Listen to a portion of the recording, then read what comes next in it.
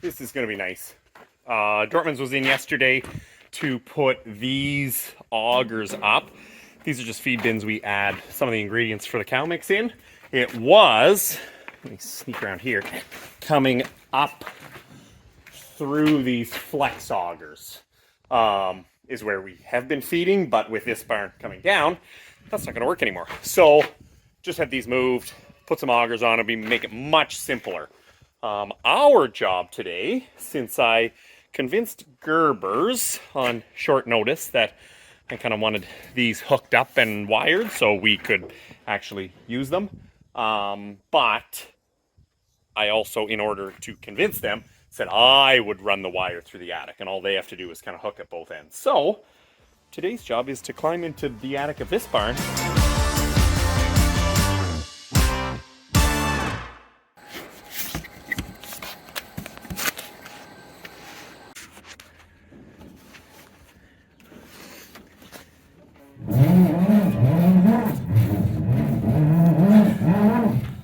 Being an electrician is harder than I thought.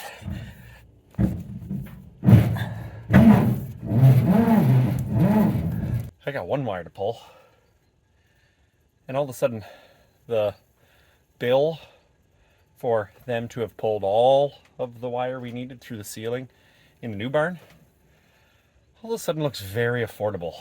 Quick breather and then back to it. That feels like the end.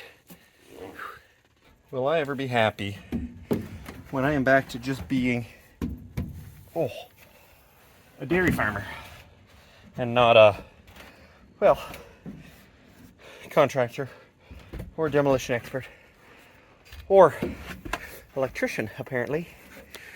Although I am glad to do it, because even though this is going to be, you know, an hour doing this, it will save a huge amount of time every morning with those beautiful new augers. How the hell did he get in and out of this when he first wired this barn? Oh my gosh. Ugh.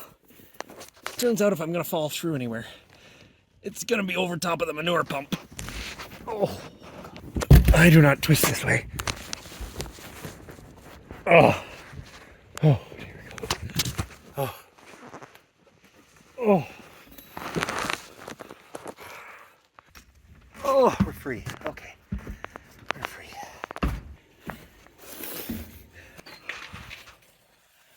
Nice. Gosh, that worked out good. More effort than I thought, but glad we can get these hooked up now.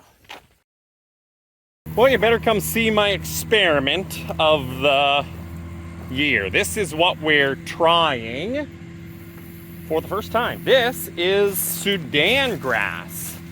I bet this has been planted about 50, I should have looked, it'd be about 50 days since we planted it.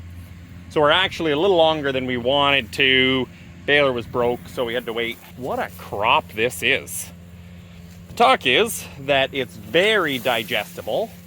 Cows will love it. So therefore what the plan is Dad's cutting it right now, bale, wrap it up, and then use it as our baleage for the milk cows. I don't know, the stalks are thick enough, like you can see here.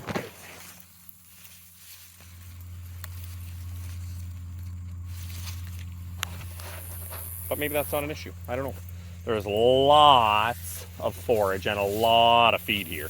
And that's really what we need, is because the first cut of hay particularly was so bad. We were in need of feed, and then second cut, because it was so dry, also not good. Means that we need quantity here. So hopefully this is only like a 12-acre piece, kind of our tested and trial it piece. What we also did with this is we threw alfalfa in it when we planted it. So frost will kill the Sudan grass in the fall whenever it comes, and then what'll be left is just the alfalfa that will then be here for the next few years. I've got help now as we go from, Dad finished cutting that Wednesday later in the afternoon, had all day yesterday to dry. This morning, we go through the wooded path and in and see how this stuff bales. Yeah. We go. How many bales do you think we're going to make today? I don't know. Do you think there's going to be more than 10? I think there's going to be 5. Do you think there's going to be 5 bales? How many do you think? Do you have a guess? I'm going to guess 35. Reed, how many bales did you say we made? 3. 3 bales. So, and we're finding that it's just a little wet. If we come over here, guys, here, let's take a look at what it looks like. It's not bad on top. I think it's good on top, but because it is so heavy, like it's straight wet underneath. To do that. 40 hours? 40 hours is probably a long time. Maybe like 4 hours? What's that like? 3, 2, something like that? Half an hour? Half an hour? We better give Grandpa some time to rake it first. But we'll be back, and then we'll, somewhere between half an hour and 40 hours, and we'll try again.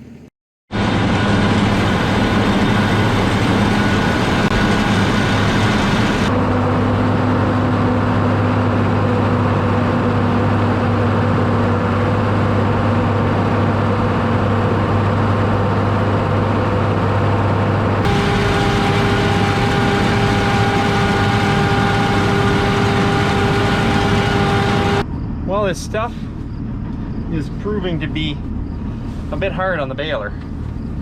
I don't know whether it's, I don't necessarily think it's too wet. There's maybe a couple of wet spots, but I don't think it's awful. But I don't know whether it's the stalks. We are like about, as I said, like a week behind when we kind of wanted to cut it, so I don't know whether that makes the stalks too thick. I do know for 12 acres of baling, now we have made, I'm not done yet, I'm over 50 bales off 12 acres, so there's a lot of feed. I hope it's good feed. But it has been, I think I'm on hour 4 baling. Part of that is the fact that there's knives in the balers, and I always have to gear down a little bit for that. But the other part is I keep stopping for this to kind of, like with dry hay, yeah, it might get blow up in certain parts, but it's thin enough that it, you know, just kind of blows out. This does not. Fortunately, Dad and Tyler are picking up bales. Yeah. I guess we'll cut a lot earlier next time for our second cut of this and see if that's better. And if it's not, well, I gotta figure out a different way to do this.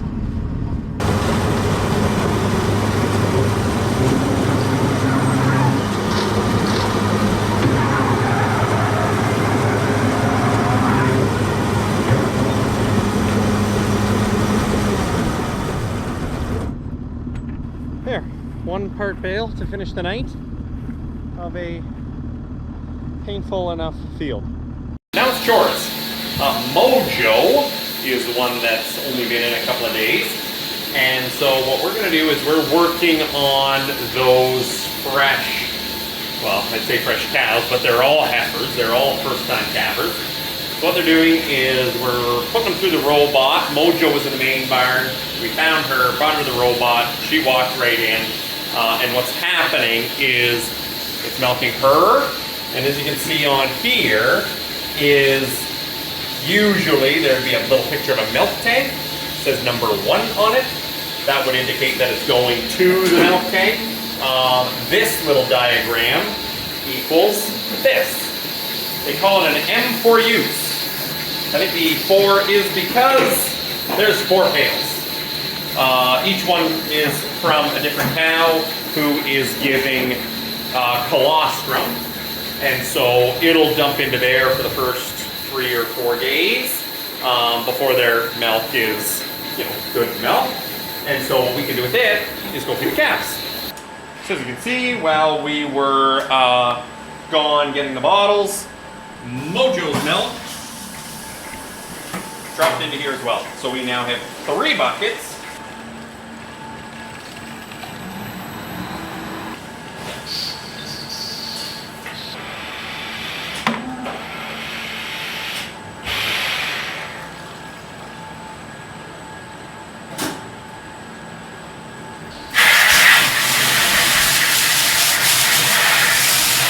But what we're actually going to do is go into here, and you can see we've got 3 cows milk that it said was in there. So what we're going to do is we're going to empty all of those buckets, and then we're going to start a flush. And so it's actually going to close the robot for a few minutes, and what it's going to do is do a wash through the lines.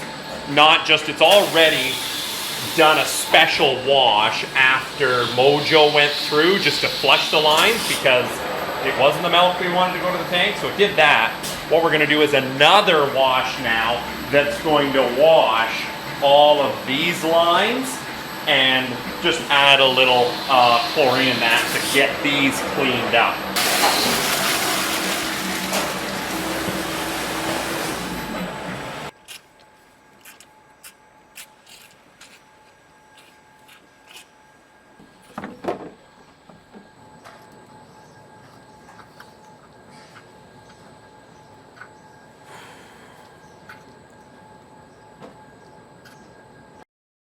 This was our full intention all along, was this Maximus was going to do like a lot of stuff in the barn. Mm-hmm. Basically the robots were their own thing, and then this was gonna run curtains, chimneys, fans, lights, alley scrapers, foot baths, like the list goes on and on. We've got lights on both time clocks and actual lights. The time clock's fairly self-explanatory. Yep. It turns on at a time, turns off at a time. The other ones are sensing light in here. Mm-hmm. Right, so when they're on the timer, right, you know how much lux they're producing. We've got a lux meter that's actually measuring the total light within the barn, right? So our set point's 450.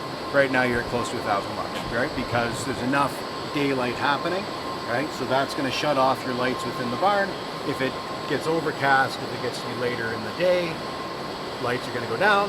Your actual powered lights will come back up, so you have that consistent light throughout the barn for your girls. Yeah, which is nice. Well, and I think it'd be nice because with the time, it's one thing because, but around here, like, you know, it might be sunrise at 5:30 right now, 6 o'clock, and then later it's like 8:30, 9 o'clock. Or 9:30. Or 9:30, and those dreary days, like where you just need more light. Mm-hmm. I think this would be handy at that balance of we need light for everything in here, but we don't want lights on all the time if they don't need to be on. Yep. We might as well save the energy. Yep. So, yep. All right, so that's the Lux lights. We've also got in here the ventilation. Now, we're talking a little bit about this, is the ventilation is pretty self-explanatory right now because it's hot most of the time. So the curtains are almost always wide open. Yep. Fans turn on in the day, off at night. There's nothing much to it. Yep. This will be very handy come fall when, like, there's 4 seasons in 1 week. Exactly. Right. So you've got the different kind of ventilation outputs here, right? So you've got your chimneys, you've got your inlets, which are your curtains, you've got your stir fans, and then your fans or your stages, right? So within a dairy barn like this, you have one stage, which is really just the migration to natural. So this represents your curtains, right? Differential of 4 degrees. When they start opening, they're going to open at, well, this is 5.2 Celsius, and over 4 degrees, they're going to go from 10% to 100%. There's your wind compensation on those, right? So you've got a weather station here doing wind, rain, and wind direction, right? So at a 30-kilometer-hour wind speed, it's going to change the opening of the curtain by 50%. Yeah. So if it's at 50%, it's going to go to 25%, and it's going to open the alternating current curtain the same that much. Well, okay, that because it's done that a few times where, you know, it gets to be a windy day, you can feel that wind rushing in here. Yep. All of a sudden, those will start to close. Or the very neat one is when it is windy and raining at the same time. Exactly. It closes up just that one side. Yep. Just to kind of keep the rain from pouring in the feed alleys. Yep. It's pretty amazing. It's pretty nice.